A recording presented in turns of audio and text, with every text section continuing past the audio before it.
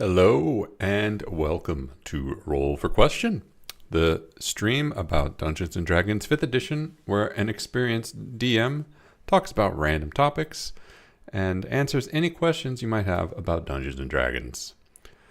In this stream, I wanted to talk about homebrewing species for Dungeons and Dragons. In the 2014 version, they were called races. In 2024, they're called species. They are not the most common form of homebrew, but they are pretty common. Lots and lots of people come up with cool ideas, put together a species, put it out there, and it's a good idea in my opinion. It's very much one of those things that it's not hard to do. It's not high effort. Like you can crank out a really good, I don't want to say perfect, but a really good homebrew of a species in like an hour or two. It's relatively easy to look at. It's relatively easy to bring to the table, to take to your DM and say, hey, can I be this species?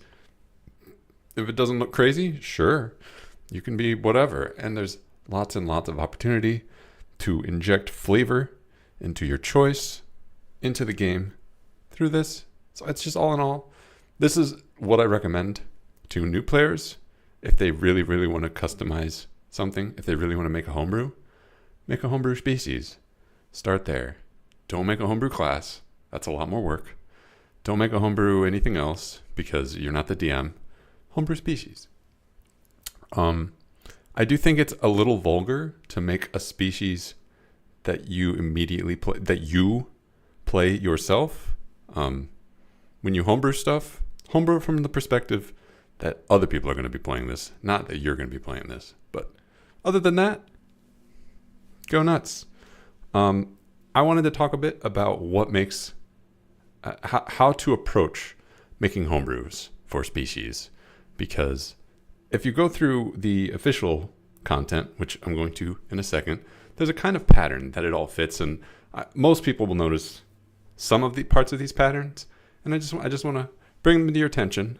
Carry that forward, and then we're going to take these patterns, take a look at some homebrew. I haven't looked at what's on D&D homebrew today. We're just going to pick stuff at random, look for species that people have made, do some comparisons, see if what they've made and what patterns we've established match up, and if that makes what we're looking at a good homebrew or not. So, One of the things that comes up most often when making a homebrew that players will ask is, I made this, is it balanced? And that's a very important question, but that's not what I want to focus on for this exercise. Balance is important.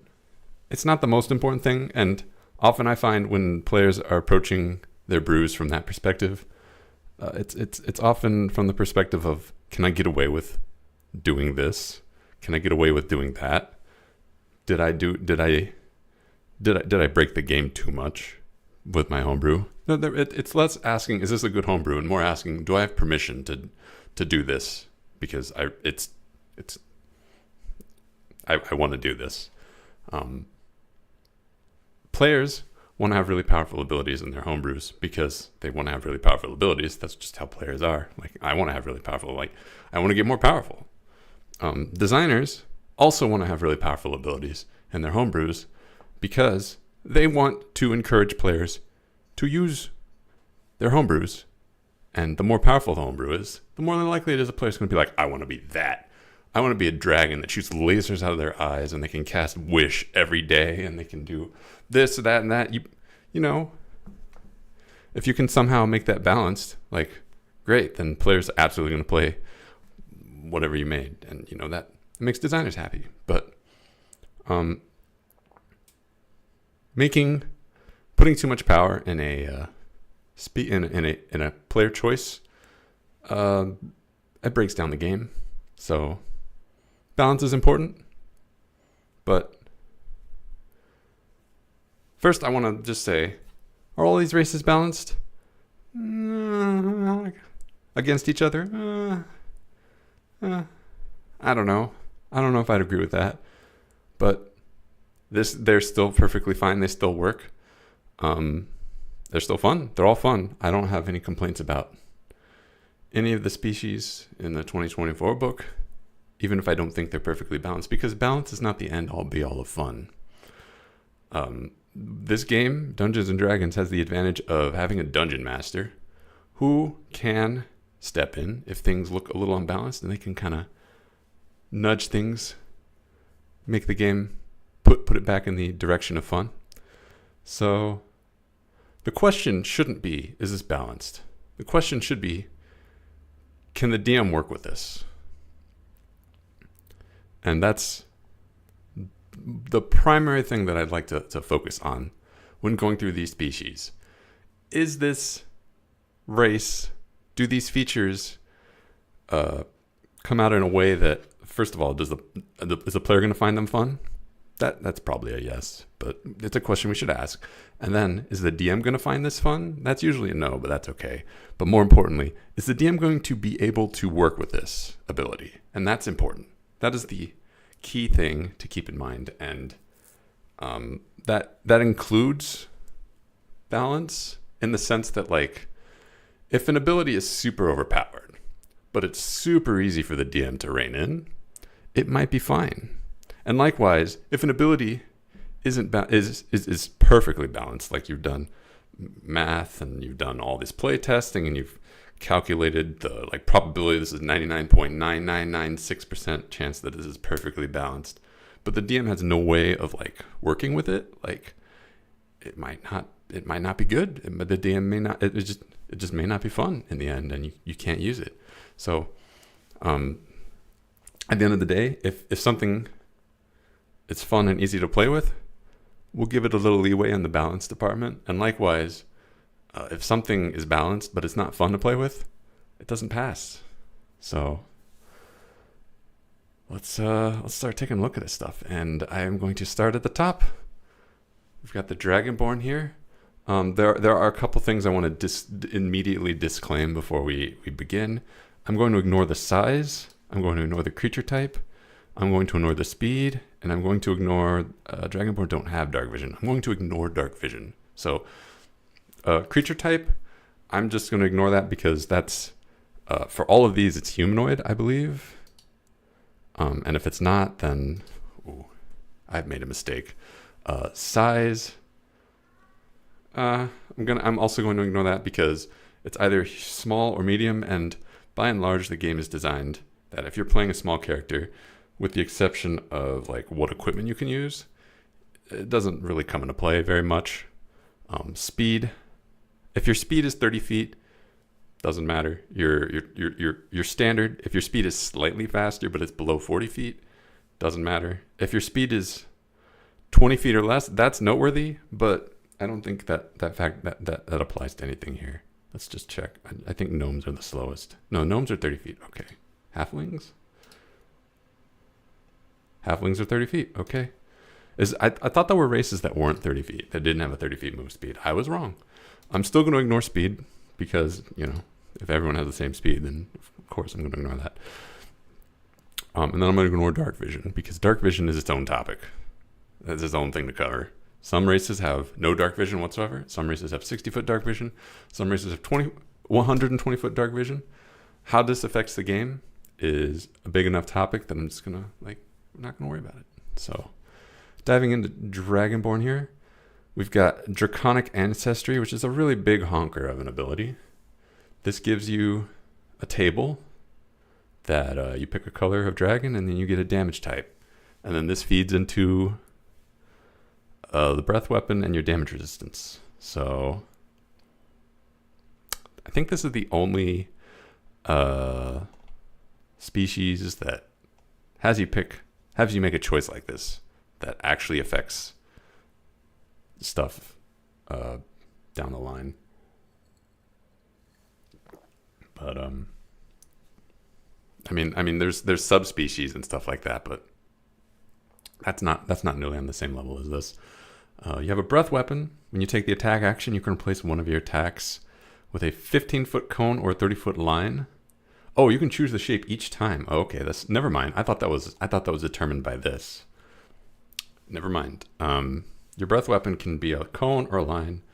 It's a dexterity saving throw, or they take some damage. They take half damage if they succeed the save, and full damage if they fail a save. And then the damage goes up when it goes up, and you can use his breath. Okay, so the breath weapon here is kind of an important part of being a Dragonborn. Hold on, let me just. Can I? Nope.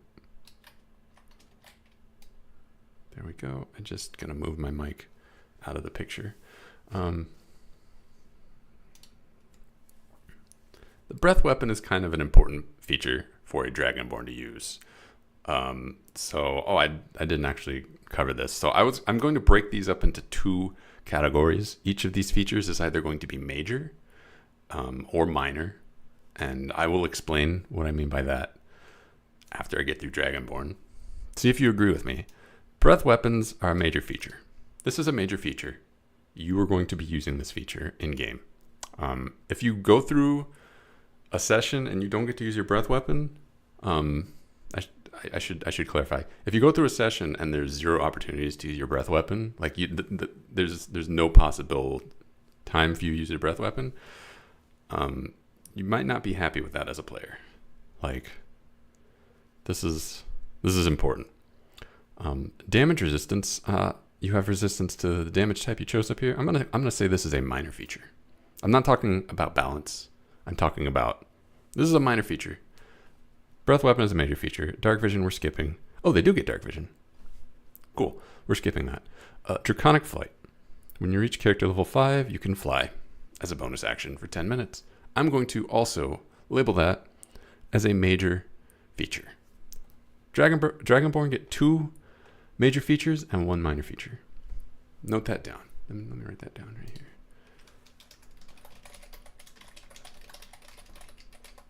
And what do I mean by that? So we're talking about how these features impact the DM and how much fun the player has with them. That is what I'm doing the divide here on. So a major feature is something that the DM needs to pay attention to between sessions. It's something they need to think about when they're designing encounters. It's something they need to be thinking about when they are when they're designing encounters.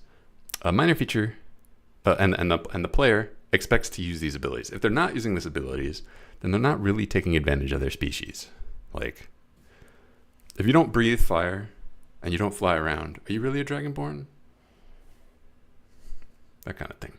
Minor features don't have very much DM load. The DM doesn't need to think about them between sessions. And the player is probably not picking the species for this. They're not picking the species for damage resistance. This is just a bonus. The reason that you'd give a minor feature to a species is more flavor than power.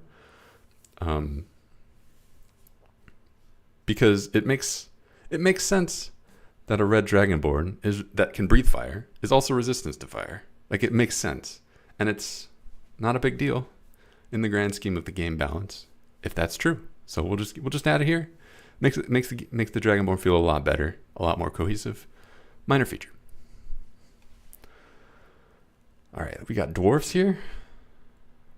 Dwarves have dark vision. They have dwarven resilience. Now, resistance to poison damage, I labeled that a minor feature up above. I'm going to carry that forward. Any resistance that any species gives, I'm going to say is a minor feature, unless it's a resistance to like bludgeoning or unless it's resistant to a really, really extremely common damage type, which I'm not going to say poison is. I will say bludgeoning, piercing, and slashing are. Basically, that's it. Resistance to poison damage, that's a minor feature. Advantage on saving throws you make to avoid or end the poison condition, I'm going to say is a separate feature. I'm also going to call that a minor feature. So we're going to say the dwarf here has 2 minor features. They have dwarven toughness. Your hit point maximum increases by 1 and increases by 1 again whenever you gain a level. I'm also going to call that a minor feature because the DM doesn't really need to plan around that.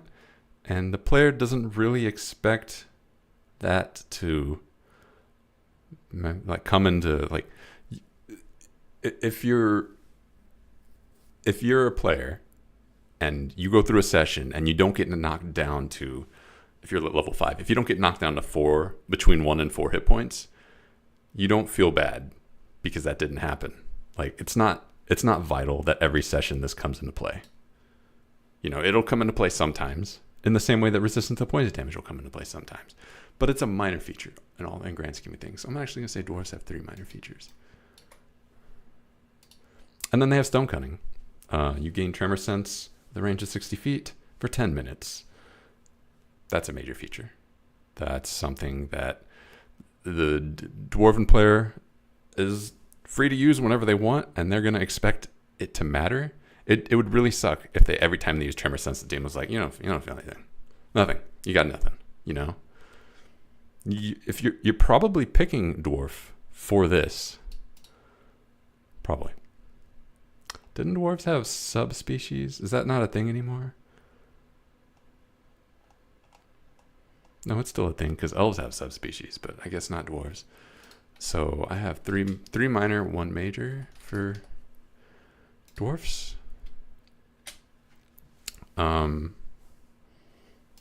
Elves here. They get dark vision. We're writing that off. They get an elven lineage. Elven lineage breaks up into a bunch of other stuff. You get I'm going to say a minor feature. You also get a cantrip, a 1st level spell, and a 2nd level spell. And altogether, I'm actually going to wrap all of this up into a major feature. All of these are minor, but you're picking drow. You're not picking the dancing lights cantrip and dark vision 120 feet and fairy fire and dark. You're picking drow. And I think there's a fair argument to be made that actually this is 3 minor features tied together, but no. I'm not gonna put it that way. What does that mean? That means if this is a major feature, the player expects this to matter. They are looking for situations to use their dark vision. They're expecting situations to use their faster speed. They're expecting situations to be able to get a free cantrip and use that cantrip in a way that matters. That probably the DM doesn't need to worry about. The high elf will pick like mending or message or whatever and just use it whenever. But the other spells here, the players are absolutely expecting to be able to use detect magic, to use fairy fire, to use Longstrider, darkness, misty step, pass without trace. And you as the DM need to keep that in your mind when you're designing to keep the game fun for them. I'll put that 1 major. We have other features. Fey Ancestry, you get advantage on a saving throw to avoid a condition. I'm going to say that's a minor feature. Keen Senses, I'm also going to say that is minor. Whether or not a character has proficiency in a skill is not something that the DM really... I mean, they should take it into account, but these particular skills are very common, so you don't really need to... You should be taking them into account already, so you don't really need to adjust anything. So I'm actually going to put that as a minor. So 2 minor, and then we've got this trance. You don't need to sleep, and magic can't put you to sleep. It sounds minor. Many of you may be tempted to say that's a minor feature, but I'm actually going to argue that's a major feature. In the grand scheme of things, in most games, this doesn't matter. The elf player cannot take advantage of this feature because the rest of the party is still asleep. So the elf can trance for 4 hours, get a long rest, and then they are doing nothing for 4 hours. And that's boring. That's boring. Like, okay, that's not what the elf player would prefer that be. And it's up to the DM to figure out a way to make this matter. Because, yeah. So I'm gonna See, that's a major. So elves have 2 major and 2 minor. All right.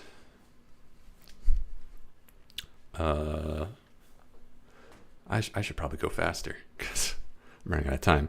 Gnomes get advantage on intelligence, wisdom, and charisma saving throws.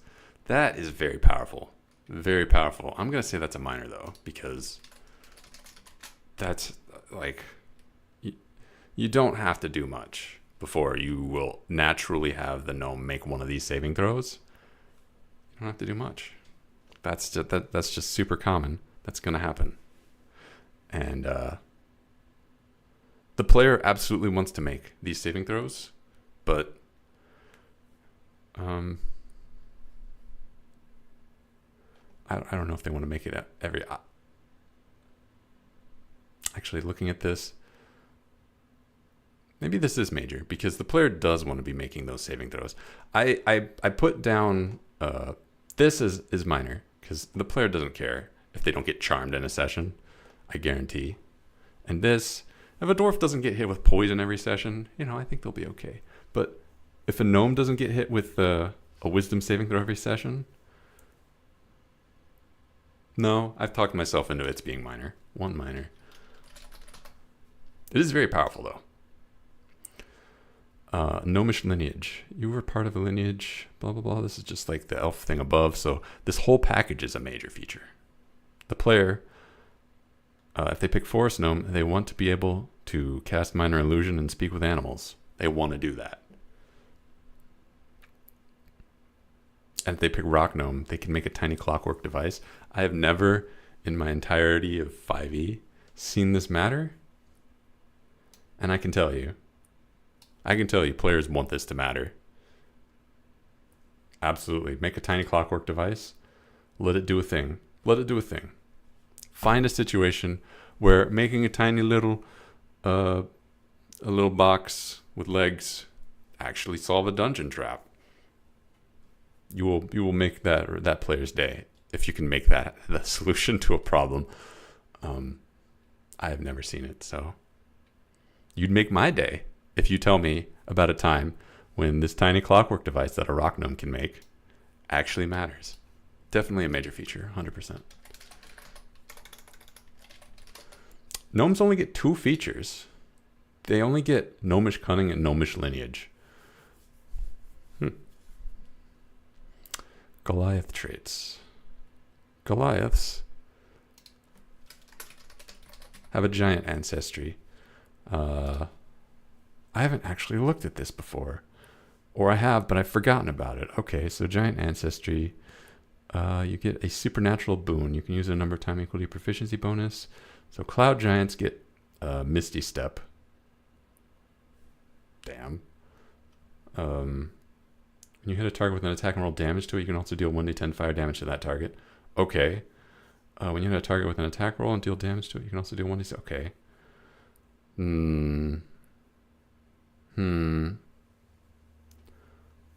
Okay, so I'm getting the vibe that this is absolutely a feature that matters. This is going to be like Gnomish Cunning, where the gnome absolutely wants to be making intelligence, wisdom, and charisma saving throws, so they're going to feel bad. But from the DM's side, you're going to like wisdom saving throws are common. You're going to be asking the players to be making those, so you don't have to put in much effort. But it's something to keep in mind, I guess. So I'm going to label this as minor, not because it's not powerful. It's absolutely powerful, but because DM doesn't have to do anything. Doesn't have to do anything to make any of these matter. When you take damage, you can take a reaction. Every player is going to take damage. The DM doesn't have to plan. If the players aren't taking damage, what is the DM doing? You know? Maybe you're playing in a game that has no combat and no traps and no threats whatsoever. And you know what? That's totally valid. I can't brew homebrew to that specification. I have no idea how to analyze homebrew, how to analyze mechanical features to that specification.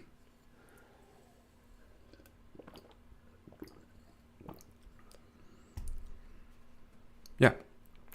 We're gonna be taking damage. We're gonna be doing damage. Minor feature. Large form. Starting at character level 5, you can change your size to large as a bonus action if you're a big enough space.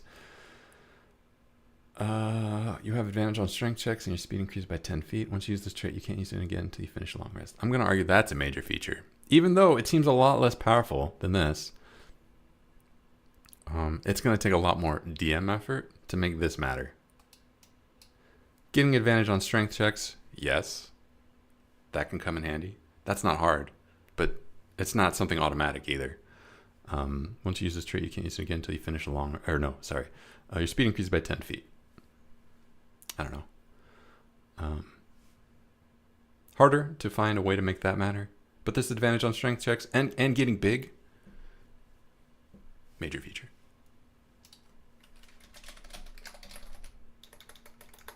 And then powerful build is advantage on ability check to end the grappled condition. I'm going to chalk that up in the same as having advantage on saving throws against a condition. Minor feature. You don't have to try and grapple your Goliath to make them happy.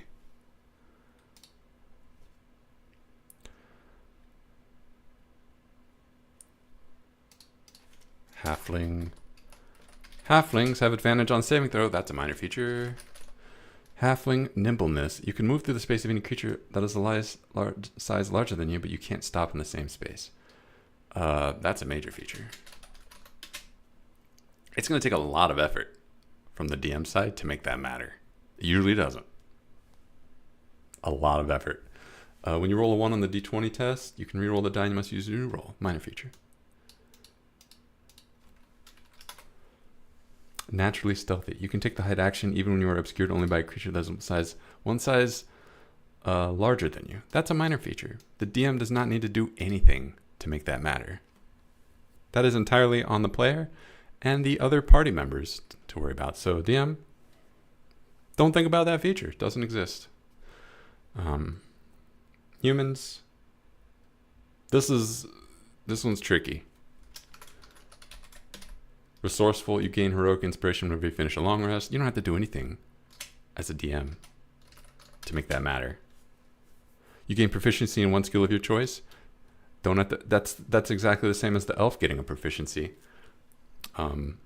This could matter if the player spends their proficiency on something niche. If they get proficiency religion, you, the DM, need to make that matter. I mean, you don't need to make it matter. You should make that a rewarding choice for the player from time to time. You should make religion something helpful.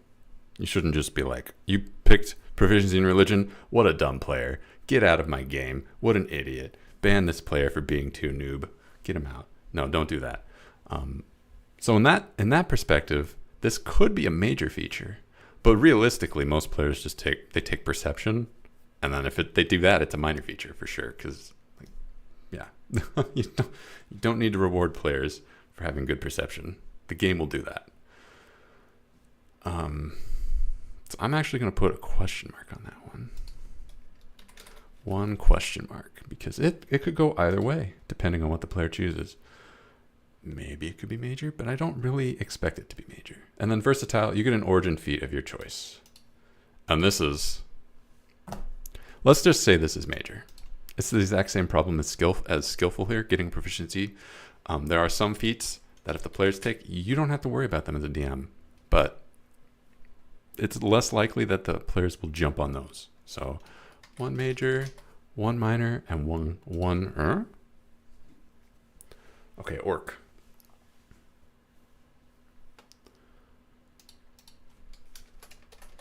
Orcs have two features because we're not counting dark vision. You can take the dash action as a bonus action. When you do, you gain a number of temporary hit points equal to your proficiency bonus. Let's say that's a minor feature. Characters are going to take damage. The DM does not have to do anything to make that. Relentless endurance, when you're reduced to 0 hit points but not killed outright, you can drop to 1 hit point instead. That's another minor feature. Again, taking damage, you don't have to, as a DM, you don't have to plan for that. The Players are going to take damage. Lastly, we got tieflings. I thought orcs had more features. What happened to orcs? That's all they get? They get no major feature? According to this structure that I thought was going to be illuminating in just a moment. Tieflings. Tieflings get this fiendish legacy. We've looked, it's similar to the elf one. It's similar to the elf one. So we're going to say this whole thing is a major feature, even though it's comprised of a bunch of minor features.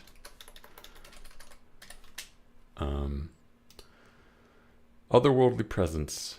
You get the thaumaturgy cantrip. I'm going to say that's a minor feature.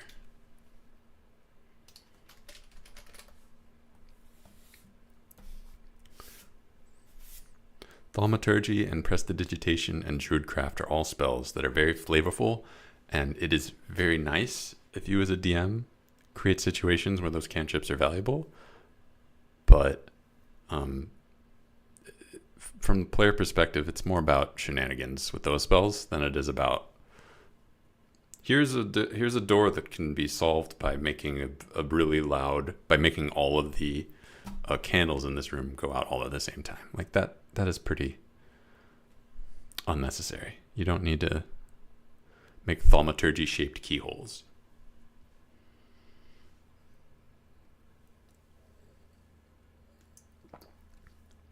Here's a door that can only open if your eyes are red.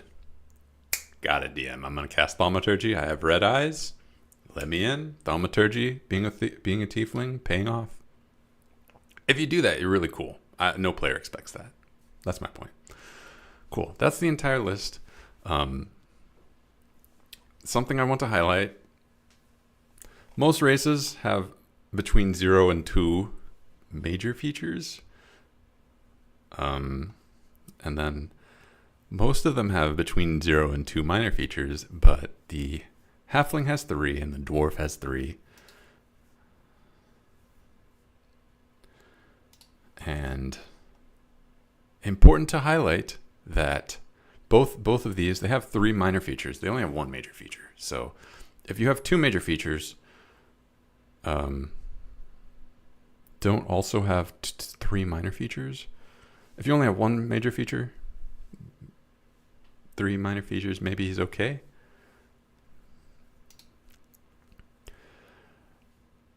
From the interesting things to note. Okay, Dragonborn, 2 major features, 1 minor feature.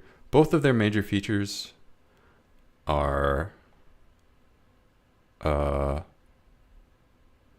being a dragon. No, that's not a useful observation. That's not a useful observation at all. All of these races, all of these species have features that stem from their flavor. They really bring out the flavor. They really don't put a lot of burden on the player. They don't put a lot of burden on the DM. They put expectations on the DM, but not burden. So the Dragonborn having a Draconic Flight maybe puts a little burden on the DM, but it's limited to character level 5 and above. So it's the kind of burden where players could have had flight anyway, so the DM probably should have planned for that anyway. Likewise, where is it? Wow, this is... if the player can cast Darkness, they're casting it at a level where the players could have already had Darkness. Same with Misty Step here. Same with Pass Without Trace. The spells they're not being given earlier. The powers are not being given out of depth for what the character has. So you're not getting Fireball at level 1. Human is kind of a special case. Orc gets... this is Death Ward. This is a 4th level spell, but we allow it. We allow it because orcs don't get much else. They don't get much else. They don't have a major feature here. They only have 2 minor features and Dark Vision to a range of 120 feet, but we don't count that. We don't count that. Only 2 minor features.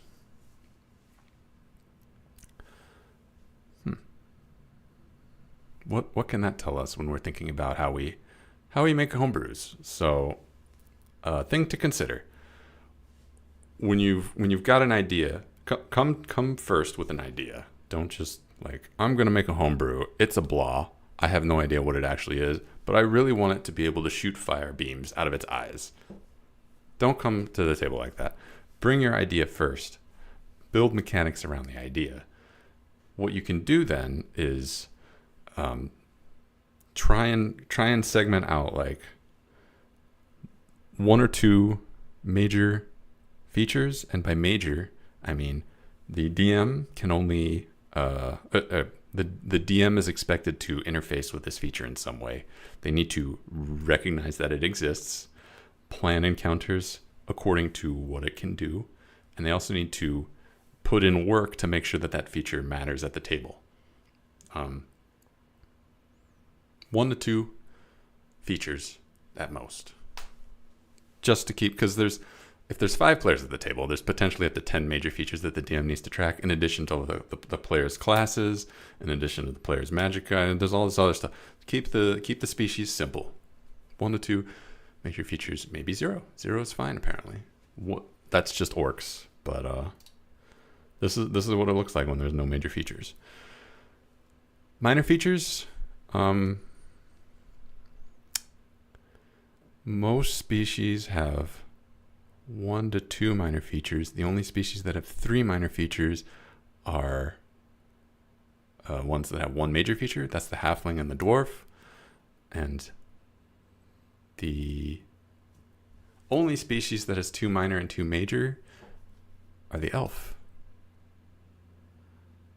And maybe the human, because for one of the humans are weird, because I don't really know how to quantify that. But other than that, most of these species have either 3 features, or they have 4 features, but 3 of them are minor, or they're an elf.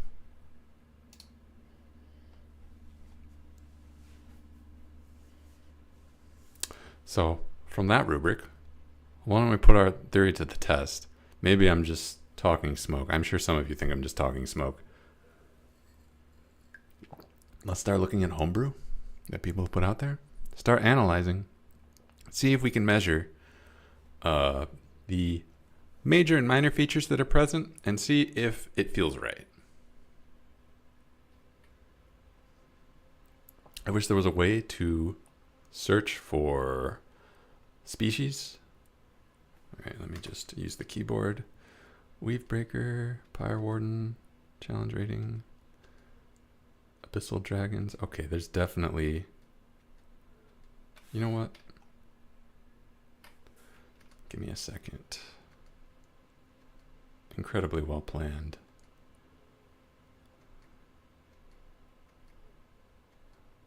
How are there not species at this point? I've seen like a dozen species since Sunday, but not on this Reddit. Wait, is that one? No.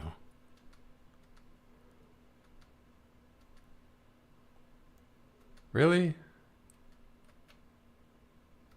Oh, this is one. A race created to be a perfect vessel for magic. Okay, let's go ahead and... Come on now. What is happening? Oh, yeah, there we go. Okay, we have the Arcanae. They are, there's this flavor. The humanoid creatures born with a deep connection. I see I am in the way. Great. Can I just shrink down? Hold on. I'll just be over here in the corner. Sadness. Arcanae are born with a deep connection to the weave, a fact shown through their physical features. So they have iridescent eyes. They shimmer with arcane energy. They're just cool people. They're just cool. They're just cool. It's cool. They're cool. All right. So we have ability score increase. It's not a thing anymore. More or less, this should carry over to 2014. I didn't talk about that at all, but the thought process should be there. Okay. Mystical affinity. You have proficiency in the Arcana skill. Is that a minor or a major feature? I would argue that's a major feature. You could argue that's a minor feature. I think Arcana is the one knowledge check in D&D that is kind of, you're going to find excuses to be able to use that. That's kind of the catch-all magic stat. So there's an argument to be said that this is actually a minor feature. Magic resistance, you have advantage on saving throws against spells. Okay, that's a minor feature. Arcane absorption. Once per long rest is an action, you can absorb magical energy from a magical item you are touching and attuned to. Okay, so that's definitely a major feature. But how you make that work as a DM? So you can consume magical energy from a magical item. You gain hit points. And then you roll a d20. On a natural one, the magical properties are lost and the item becomes mundane. Otherwise, it's just rendered inert for 24 hours. So the way to make that work, I would actually argue that's a minor feature, because you're going to give magic items out to people. You're just going to give magic items out. That's how it is. So yeah, minor. This mirrors Orc. Orc doesn't have any major features. It's just minor features. This has one more minor feature than Orc. 3 minor features is not super powerful. From the perspective of being a DM and running this, it's pretty tame. I don't particularly... You might look at this and you might go, this is crazy overpowered. This is bonkers nuts ridiculous. This is... Wait a minute. Is there another page? Nope, there's not. Magic resistance on a race. This arcane absorption is nuts. Everything is this is 100%. You might be saying that. I don't think so. I think this is so. You might be right, but I don't think that's disqualifying, because advantage on saving throw against spells is not that burdensome. Like, just there are many things that aren't spells in this game that the DM can use. If this is becoming problematic, they can just stop using spells. And if it's not hard to use spells, it's not hard to make this valuable for the DM. It doesn't take a lot of thought. That's what I'm trying to say. It's easy to balance around this from the DM's perspective. This is whatever. Like, proficiency in Arcana skill, the wizard's going to have that. I'm not worried at all about that. And this arcane absorption thing, this doesn't matter until the party gets a magic item. So this is already like not giving out power before the party would normally have access to it. And it's healing you an amount equal to your level plus 2 times your proficiency bonus.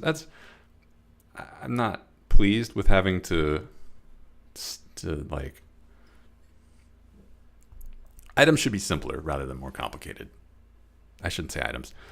Abilities should be simpler rather than more complicated whenever possible. So is it better for this to be level plus 2 times your proficiency bonus? Could it just be twice your level? Could it be something simpler? Probably it could. That formula doesn't bother me though. Beyond it could have been simpler. That's not an amount of hit points that's insane. Versus like orcs getting Death Ward. I don't know. I think orcs might be ahead on this, so I'm not particularly bothered by this race. I think it's fine. If someone brought this to me, I'd be like, I don't know if thematically that makes sense. Thematically, I'm not a fan of like humanoid creatures. They're just born of magic. They're made of magic. They taste like magic. That feels a bit much in the flavor department. But in the balance department, if you told me this was orcs, I'd be like, okay, sure. Can my orc, instead of having relentless endurance and aggressiveness and dark vision, because this race doesn't have dark vision apparently. That's fine. Can I have saving throw advantage on saving throws against spells? Can I have mystical affinity? Or can I have Arcana proficiency? And can I be able to eat magic items temporarily Yeah, totally. Um, sure. I got no problems with that. Maybe this is a good example. If you look at this and you go, this is overpowered. Maybe this is an example of like, it's okay if it's overpowered if it's cool. Because this is absolutely something the DM can, if it feels overpowered, I guarantee you this is something the DM could make not overpowered at their table if they really wanted to. Let's look for another species. This might take a while. Harbinger of Madness. Nope, that's probably a monster. Path of the Barbarian. Nope. Luckweaver, Alter Form. I wonder if Unearthed Arcana has more species. Starting to recognize some of these. Zora variant. All right, let's take a look. Nope, come on. There we go. Yeah, when I zoom in, it should get bigger, not smaller. All right, we have ability score increases. It's not a thing. We're just going to ignore that. Appearance. Yeah, I love to see all of these options. We're a fish. I mean, I know we're a Zora, but we're a fish. Age, humanoid, size doesn't matter. Speed doesn't matter. Amphibious. That's a minor feature. We're going to say that's a minor feature. Wait a minute. Are we going to say that's a minor feature? Actually, I'm changing my mind as I say that. If you have the ability to breathe underwater, you probably want to be able to use it once per campaign, not once per session. It's a minor feature. Once per campaign, we call that minor. Once per session, major. Once per every 2 sessions, still major.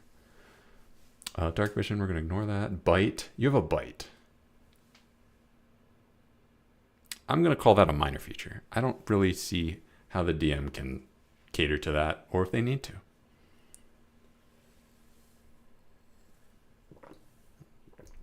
You can summon destructive blasts from your mouth. Choose one of the following cantrips. You can cast that cantrip with this trait. Starting at 5th level, choose another cantrip. You can cast that cantrip with this trait. When cast with this trait, these cantrips originate from your open mouth and don't require verbal components. I'm going to say that's a minor feature. I don't need to worry about any of these as a DM. Maybe amphibious.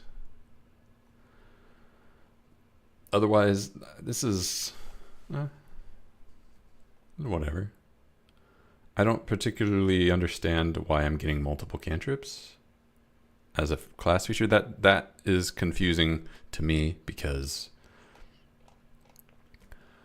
I would like to see something that's more flavorful, something that's more evocative of like, I'm a Zora, I'm a fish person. None of this says that whatsoever. You have a bite, you could be anything with a bite. Like lizard folk have bites. I technically, like vampires have bites. Vampires' bites are actually pretty flavorful. This is not flavorful. This has no flavor. The volatile spit, that is not flavorful. That's just you're just a spell. Elves get this. Elves get a cantrip, but they get any cantrip, and like that's not their. They get a major feature. This is not a major feature. This is not a major feature. I don't think this is a major feature. And there's nothing here that really makes me excited. But as DM, if someone were to bring this species to me and they say, can I play this? I'd be like, okay, sure. It doesn't look unbalanced at all. It doesn't look very exciting. But I would be fine with it at my table.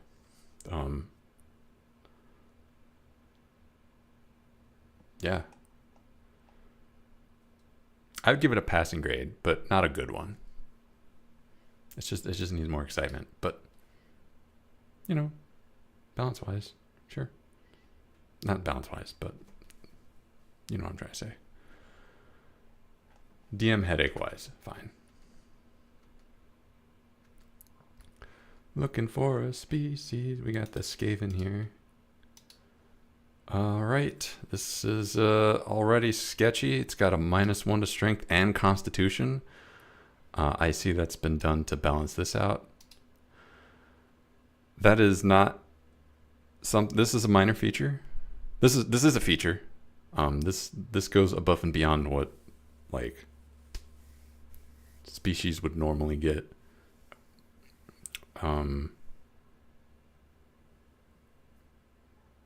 Let's just put that as a minor feature for now. Proficient in 2 skills, minor feature. Plagued ancestry, minor feature. Oh, wait a minute. You have resistance to poison damage. Okay, that's a minor feature. Advantage on savings against poison. That's a second minor feature. And immunity to non-magical diseases. I think that's a major feature. You want that to, if you have immunity to diseases, you want that to matter. Maybe not every session. Not every session. Minor feature. 3 minor features. Okay, so we're already at 4 minor features. Sorry, 5 minor features. Scurry. Once per long rest, you can cast Expeditious Retreat without requiring concentration. For the duration, you can only use your movement to move away from hostile creatures you can see.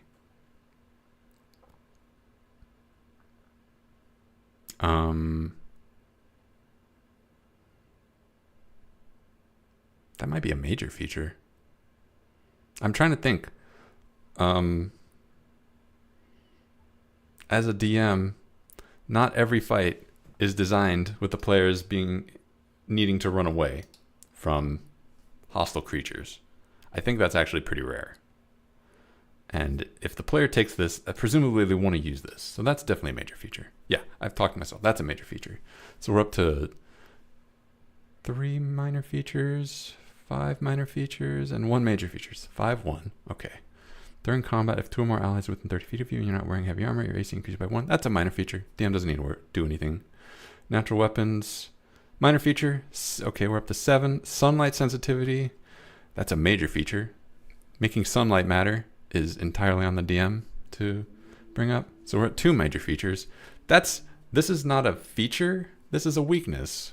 But we're counting it as a feature because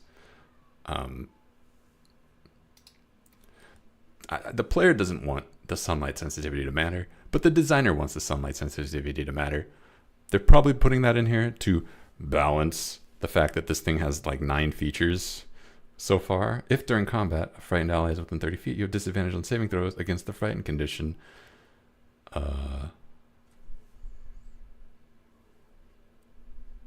Let's just say that's a minor feature. That doesn't need to come up every session. But this sunlight sensitivity, yeah, I'm counting that as a major feature. Now, we've immediately noticed something wrong with this. You might have looked at this and said, the balance on this isn't quite correct. And usually if you give that feedback to a brewer, they'll say, all right, how do I fix the balance? That's not what I want to focus on. I want to focus on the fact that like there's 1, 2, 3, 4, 5, 6, 7, 8. There are 8 minor features and 2 major features. That is too many features. That is too much work. Way too much for the DM to be burdened with. That is too much. There's too much going on in this species. It's not a good species. That is absolutely not something you can fix just by slapping vulnerabilities on. That is not something you can fix by, well, what if we make it, you have to have 3 or more allies within 30 feet. Then you get your AC +1. No, that is not going to fix the problem. The problem, this class has too much going on. It is too burdensome for the DM to deal with. It is too burdensome for the player to deal with. That needs to be curtailed. Do I, outside of the analysis that I've given, do I think this is a good idea? No, I don't think it's a good idea. This screams to me that min-maxing is about to happen. This screams to me that min-maxing is afoot. This, yeah. Those all worry me. But I would be okay with those if this this species was really cool, really flavorful, not burdensome. It's burdensome right now. It needs to have less going on. Elf, 2 major features, 2 minor features. That's on the upper end. That's the upper end of what you can get away with. This is well beyond. This is well beyond.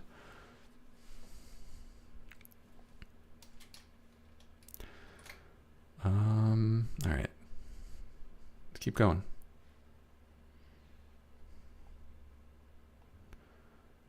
Oh boy. Oh boy. I'm looking at a subreddit as a stream. Come on. What am I doing? I should have just picked like 10 of these beforehand. Oh my god, this is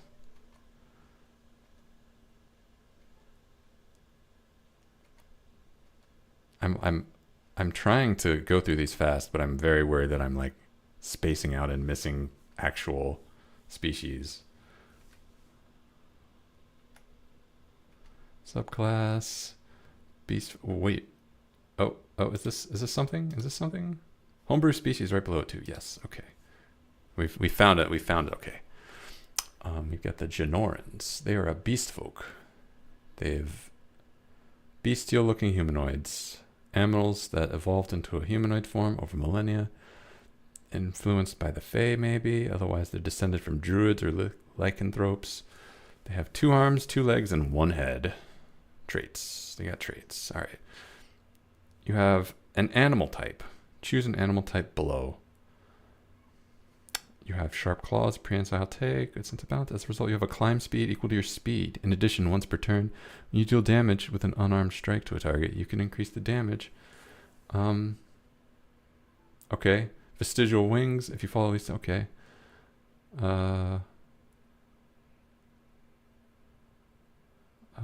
gonna say this is a major feature, but I'm iffy on it. But this climb speed, the DM needs to worry about. That needs to be something to be aware of.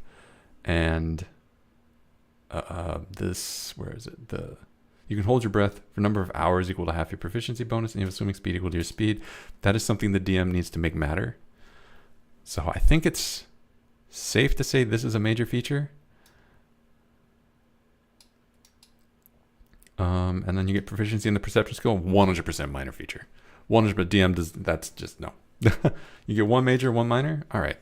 Very low burden, all things considered. This is not bad. Is it balanced? You have a climb speed equal to your speed. Okay. Climb speeds are not as bad as flight, but they're not. They're close. They can be disruptive if the DM is not on the ball, because. Once per turn, when you deal damage with an unarmed strike to a target, you increase the damage. That's a little silly, but okay.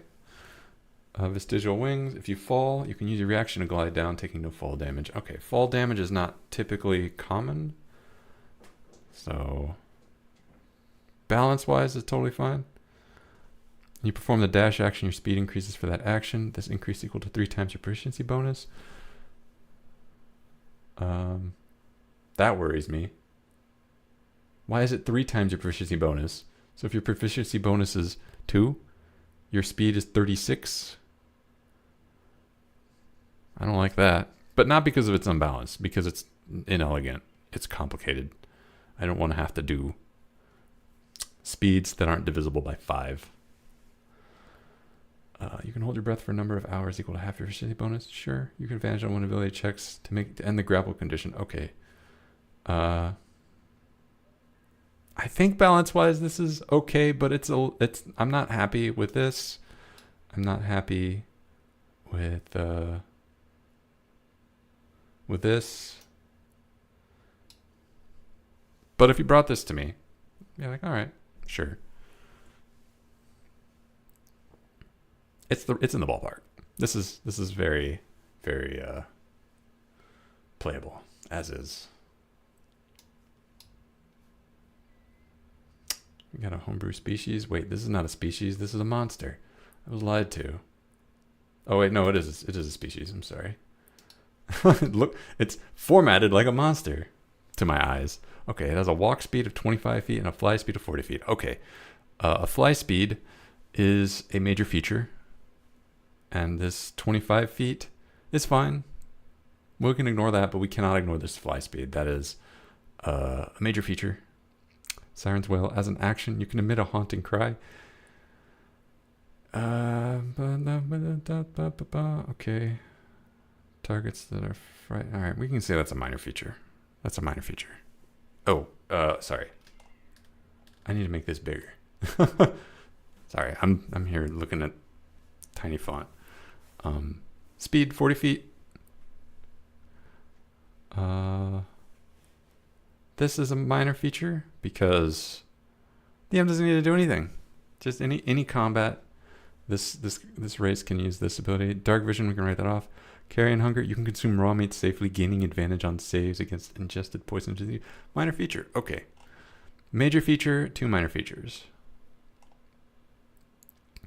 I did say earlier that something that the other species, the ones in the books do. That's the problem that we're running into here, because it's not a problem of too many major or minor features, or there's an imbalance. The problem here is definitely balance, and the species in the official book, in the player's handbook, all of the powers that they give out are in depth for what level the party is. So there are some features that the party doesn't get at level 1. So the species doesn't get at level 1. They get level 2 spells at 5th level. They don't get them at the 1st level. They don't get flight speeds until 5th level. They don't get them at 1st level. That is a problem here. Flight speed at level 1, that's out of depth for level 1. Not a balance issue. It's a balance issue. Not a too many major or minor features issue. Not a too many major features specifically. If this fly was curtailed to 5th level and above, not a problem. We're good. Are there any other flight? Okay, Draconic Flight. I want to say that there's other species that give flight, and they're totally fine. They do it at 1st level. Now that I think about it, I think there are some species that get flight at 1st level, and that's fine. That's fine. If they do that, then this can fall in that footsteps. I'm not worried about this at all. You can cause creatures to be frightened.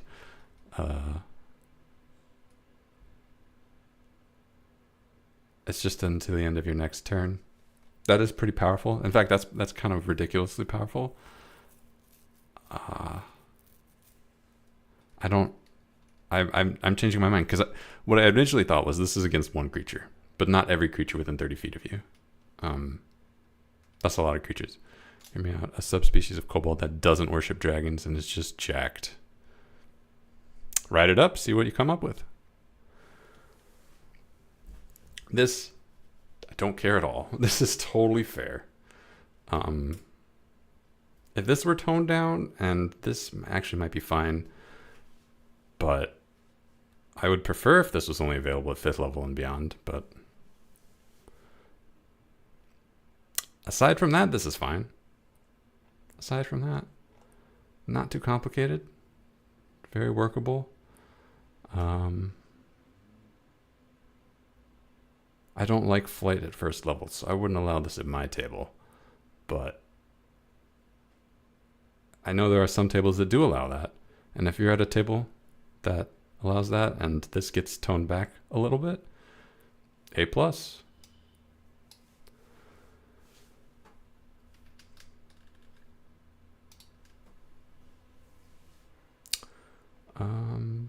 Okay, I'm just gonna go to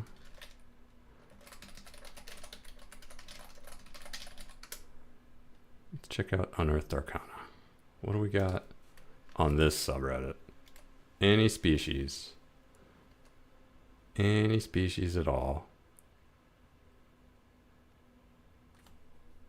Nope, that's a class. Juggernaut, nope. Large player, nope. Straggler, nope.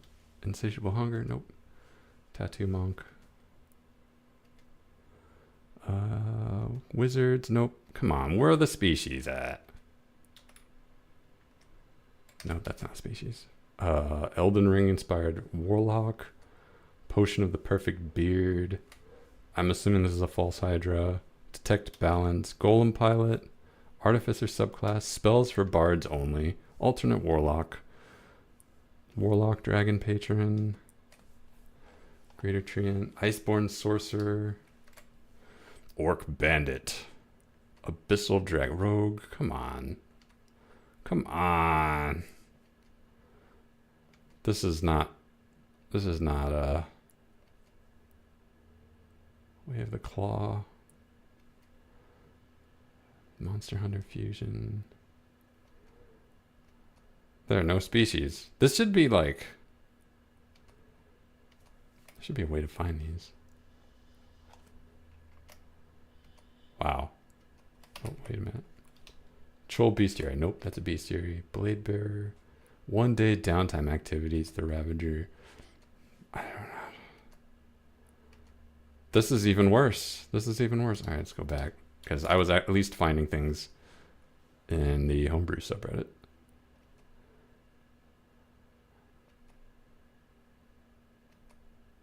Coal conductor. Drowned dead. Bloodletter.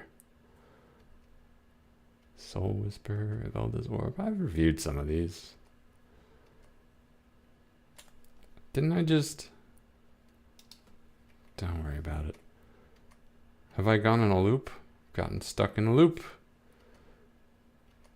Wait a minute. Nope. The Spirit-bound class. Nope. Nope. That's it. I found the end of the subreddit. There's no more content. Ah. Wait. No. I'm definitely seeing these. I'm definitely running out of words to speak. I'm definitely seeing repeats.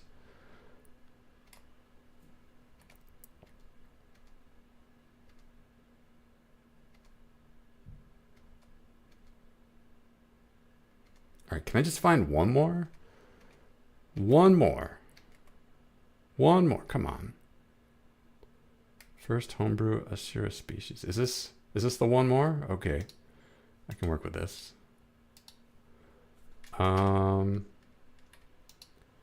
This is nothing going on in here. We got the Asura, the aspect of war. Let me just some Asura review their ancestors. I'm assuming this picture is doing all of the heavy lifting of what this species looks like. It has 6 arms and they're beefy. Oh, okay, cool. The trait, the very first trait is 6. You have 6 arms. You can wield and carry objects in all of them, allowing you to hold or interact with multiple objects at once. You can wield multiple weapons, but combat with them is limited. When you take the attack action on your turn, you can make 1 additional weapon attack with another weapon you're holding. Does not stack with 2 weapon fighting off. This extra attack uses your bonus action.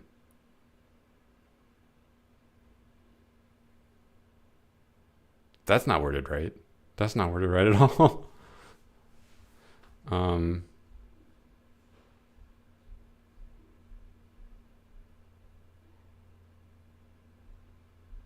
Let me get this straight. I can dual wield great swords with this and have a shield. You can grapple or shove with up to 2 additional creatures at a time, provided you have free hands. Okay. You have advantage on strength athletics checks made to climbing. Okay, so let me just reel it back. This one I would qualify as a minor feature. It's bonkers, but from the DM perspective, what do I need to do to account for my player having 6 arms? Do I do anything? I don't think I'm supposed to do anything. I don't think I'm supposed to be like, there's a 6-arm club over here for you, and this door can only be opened with 6 arms. Like, I don't think I'm supposed to do that. I think this falls under the bucket of minor. This as well. This is incredibly broken, but the player's gonna fight. I don't need to plan around the player fighting. They're gonna fight. This though, you can grapple or shovel up to 2 additional creatures at a time, provided you have free hands. That's a major feature. I don't typically plan my combats with the expectation that my party is grappling and shoving a lot of creatures at the same time. I gotta work that in. I gotta make that happen. You have advantage on strength checks related to climbing or maintaining grip. I think that's a major feature. Climbing is. Did I say that climbing was a major feature? Did I say a climb speed was a major feature? I think I if I didn't, I should have, because it's absolutely something that it's not as powerful as flight, for sure. But it is something the DM needs to keep in mind, because a player with a climb speed can go places that a DM might not expect them to. And thusly, same logic here. This is the major feature, and this is a major feature, and these are minor features. Completely on its head in terms of like balance, because this I don't have a problem with, and this I don't have a problem with. Actually, this is the feature right here. This is just flavor text. But these two are more things that the DM needs to worry about, and this is just, what if I can dual wield greatswords? I wouldn't allow it on that front, but if this were balanced, yeah, this is fine. This is a fine amount of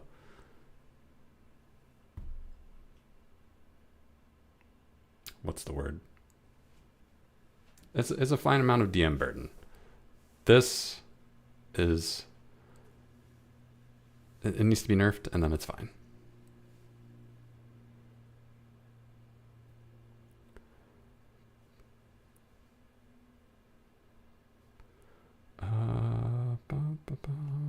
Okay, I said that was it, but I want to do one more. I don't want to stop there.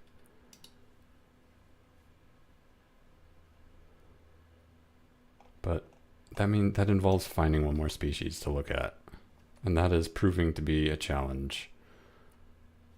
Biomancer, Cyberpunk, Bloomcap. Is this a species? Is this a magic item? Okay.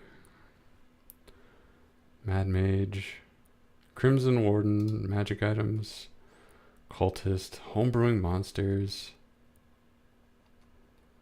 Runic Halberd. Ooh, Myconid Player Race.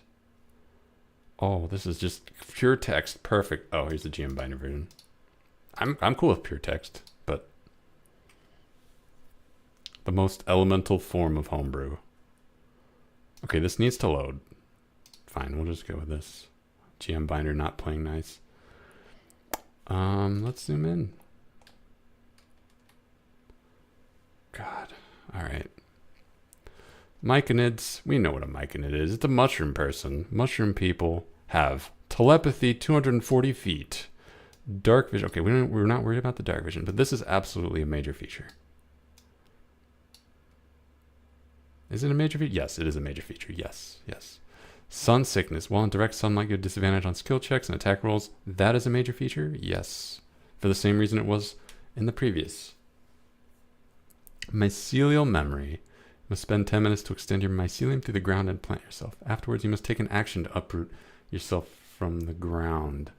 While planted, you gain the effects of the Speak with Plants spell. The spell immediately ends if you're upgraded.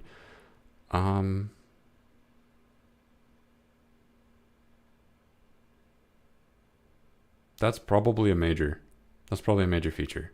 Speak with Plants spell means that the DM needs to put plants for the player here to talk to. The rest of this stuff, I don't particularly. My eyes are glazing over. And then we got the subspecies, 3 lineages, animating. Okay, so we've already got 3 major features. I'm sorry. That's already a problem. Animating spores. You release spores at a medium or small corpse within 5 feet of you. That wasn't a construct or undead. Corpse rises a myconid spore servant. Corpse stays animate for 1d4 plus 1 weeks. This is Animate Dead, the spell. But way better. Way better. Am I crazy?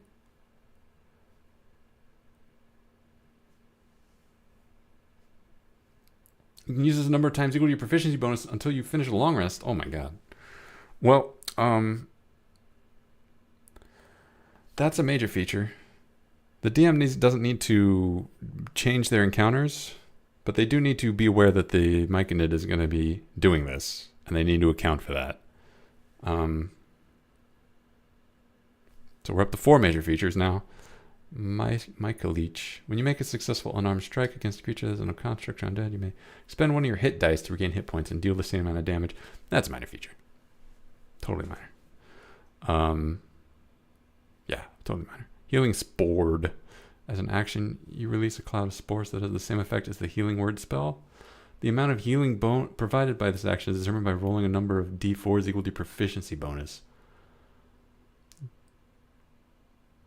Okay, yeah, great. Also a minor feature. So we're up to 4 major, 2 minor. And this is nuts. This is, I'm not going to sweat that. But this one's nuts. Okay, 4 major, 2 minor with this lineage. What about this one?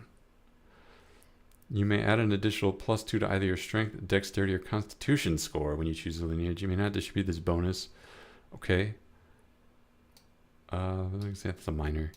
Pacifying Spores. As an action, you make a ranged attack against a creature that you can see within 10 feet. DC equals 8 plus your proficiency plus your con save. Or your constitution. Okay. Failure, the target has a stunned condition and repeats the save at the end of each of its turns. That's a major feature. 100%. DM has to be aware that this race can stun. Yeah. Toxic Plume. Another creature hits you with a melee. You may use a reaction to release a thick cloud of all your toxic spores. All other creatures within 15 feet make a DC. All other creatures? I hate when I see that. Roll a number of d4 equal to proficiency bonus and deal that much poison damage to each target. All targets are poisoned and blinded. Repeating the save. Gotta be aware of this too. That's a major feature. That's 5 major features and 1 minor feature. Psilocybes. As a bonus action, you expel spores in a 30-foot emanation. I have doubts that this is going to be balanced. I'll keep going. Okay. As a bonus action, you expel spores in a 30-foot emanation originating from yourself. Creatures in this area with an intelligence score 2 or higher that aren't constructs, elementals, or undead gain telepathy. Okay, that one is minor, I think. I don't particularly... The DM doesn't have to adjust anything to make this work. It's entirely up to the players to make that work. And I don't think the players having telepathy is a big deal. Because at a lot of tables, the players have telepathy anyway. That's just how they play. We don't metagame at this table. I'm just going to coincidentally do exactly what my party member wants me to do. And you know what? It's a hand signal. A hand signal did it, okay? You know, don't worry about it. Just make it actual telepathy. It's totally minor. You know the minor illusion and druidcraft cantrips. These do not count towards your prepared cantrips. I think these are minor. I think these are minor features. Mindcilium. Getting 2 cantrips is, I think, 2 minor features, but I'm not even... It does not affect the analysis of this. Mindcilium. You may cast Detect Thoughts without expending a spell slot with a range of touch. Okay, so we're getting Detect Thoughts. Is it level gated? It's not level gated. We're getting this immediately level 1. The game doesn't like that. This is out of depth for a level 1 character to have.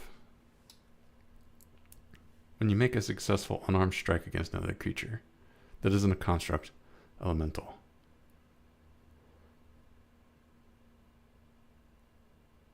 Does it have to be an unarmed strike? Probably. I mean, the way it's written, yes, it does. I don't know. We immediately see the problem with this species is it has too many major features. We've set the limit 2 major, 2 minor. That's the limit. If you Subtract one major, you can have one more minor.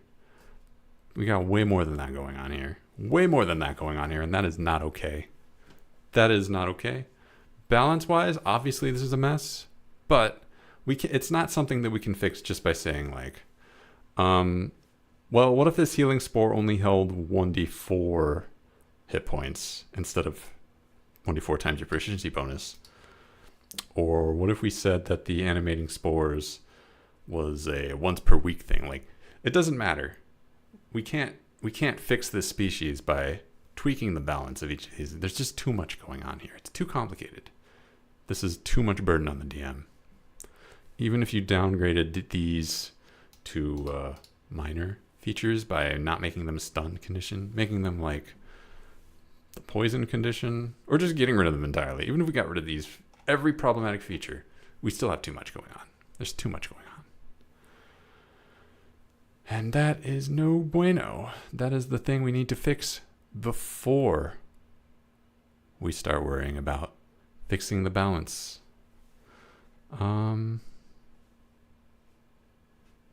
Yeah. I wouldn't allow this at my table. All right. I said that the last one was going to be my last review. This is my last one. To sum up my thoughts, when you're building a species, try and keep the amount of features that the species gets to a minimum.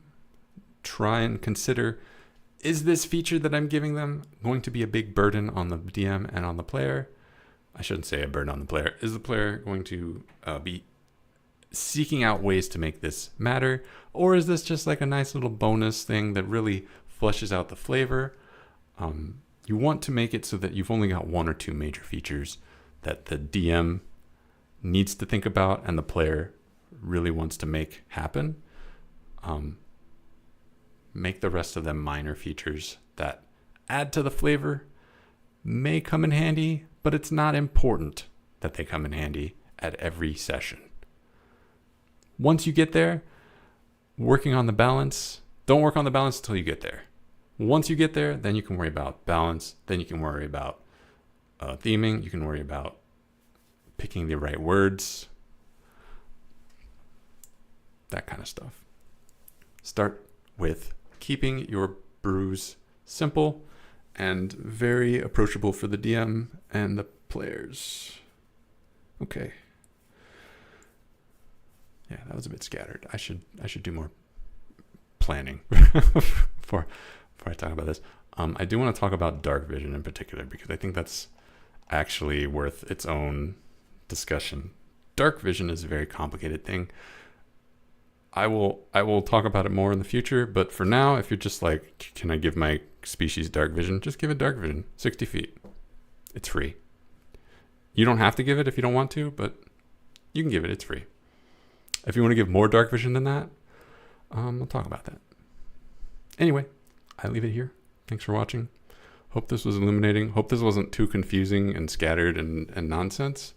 I really think that making species is the best start for a homebrewer. They're simple to do, and they're important. They're very important at the table. Your species is like the foundation for a character, so don't underestimate. And there's your review. So anyway, that's it for me. Take care, y'all.